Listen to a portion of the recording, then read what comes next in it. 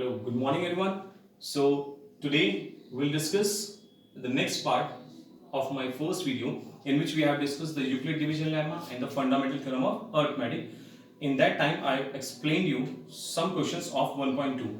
So now we will go through the next questions in this type of questions. The question is check whether there is any value of n, means n belongs to natural numbers, capital N. This symbol is known as belongs to, means n is a natural number for which 4 raised to the power n ends with the digit 0.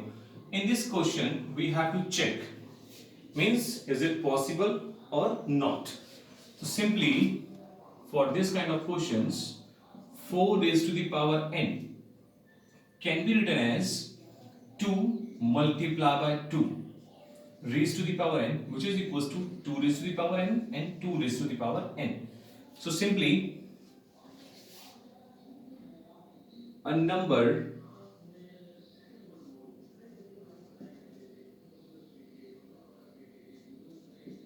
can be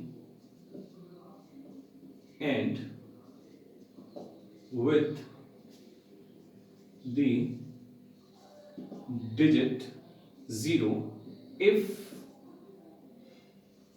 its factor are in the form of 2 raised to the power m n into 5 raised to the power m.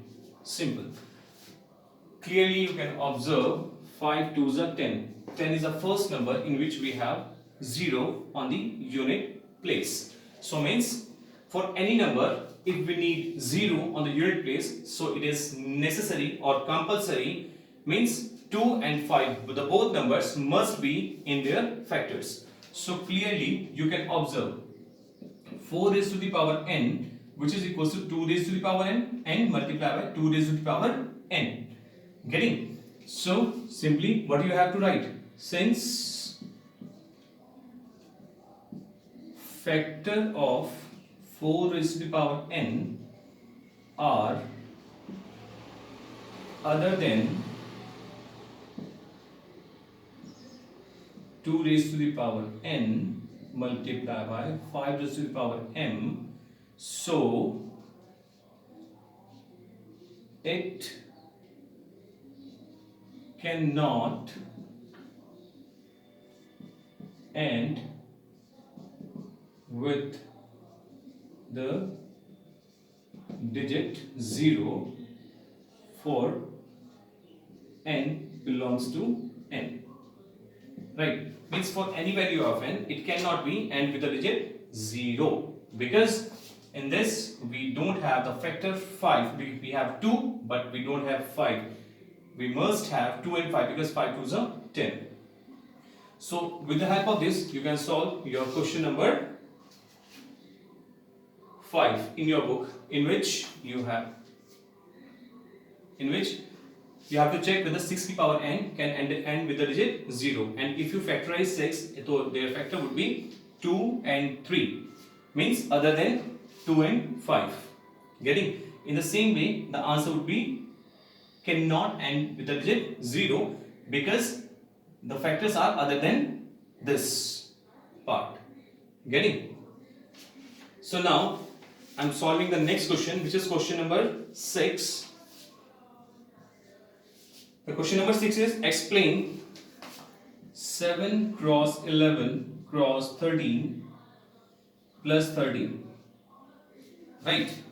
And the next number question is also given 7 multiply 6 multiply by 5 multiply 4 multiply 3 multiply 2 multiply 1 plus 5 are composite. So composite numbers are which have 3 factors. Right? So simply in these solution of this question, in these questions we have 13 as a common. So take 13 as a common, 7 multiplied by 11 plus 1. So 13 as it is, 11 sevens are 77 plus 1. In this time we have to follow BODMAS. Means first we have to bracket of divide, multiply, addition and subtraction. So first we have to multiply and then we are adding. So 13 into 78. So this time, what is the factor of 78? So 13 into 2 multiplied by 39. Simple. 39 2s are 78. So simple, don't need to write any product of these numbers. Simple, write only 3 factors. So since number have more than 2 factor, so it is a composite number. That's it. You have to solve next part in the same way, right? For the question number 7, he said there is a circular path around a sport field. So this is a circular path around a field. This is a path. This is your path. And question is said, Sonia takes 18 minutes to drive 1 round to the field, while Ravi takes 12 minutes for the same. Suppose they both start at the same point at the same time. Suppose they are starting here. This is your point A, right? Sonia takes 18 minutes to complete a round and Ravi takes only 40 minutes to complete a round.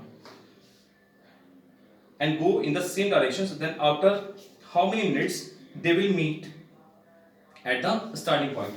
So means in this question we have to find कि कितनी देर के बाद वो A point पर आकर मिलेंगे, because सोने की स्पीड कम है और रवि की स्पीड ज्यादा है. Ravi takes only 40 minutes to complete a round and Sonia takes 80 minutes to complete a round.